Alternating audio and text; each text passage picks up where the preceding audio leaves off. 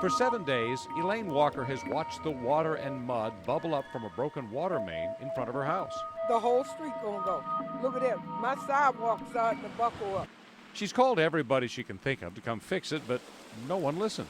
It's more frustrating. You can't even get that mayor down there to get on some of this stuff. It just doesn't seem to be anybody to call to get it done. Nobody. You see, Elaine Walker isn't from Detroit. She's from New York. She says a problem like this there, one phone call to your council member, the trucks show up 25 minutes later, problem solved.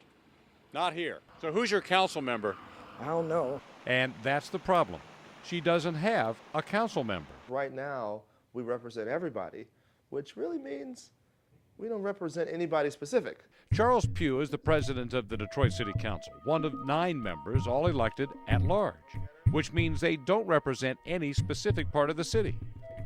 Voters in 2009 decided to change that and move Detroit to a council by district government. When we put it on the ballot in 2009, 72% said yes.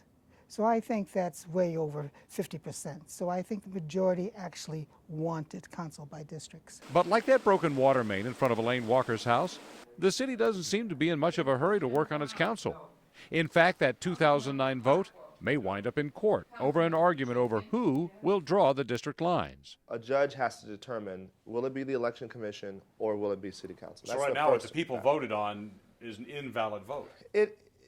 Part of it is. The part that says the election commission should draw the lines, that doesn't jibe with state law. But the whole thing could get thrown out on a technicality. It could, but do we want to do that? Pugh claims to be on board with the council by district plan, but admits his 8 council colleagues may not be. Mildred Madison with the League of Women Voters believes they're protecting their turf. Naturally, because most of the council members who are on city council now happen to live in only a few areas, and we have about 4 or 5 who live in the same area.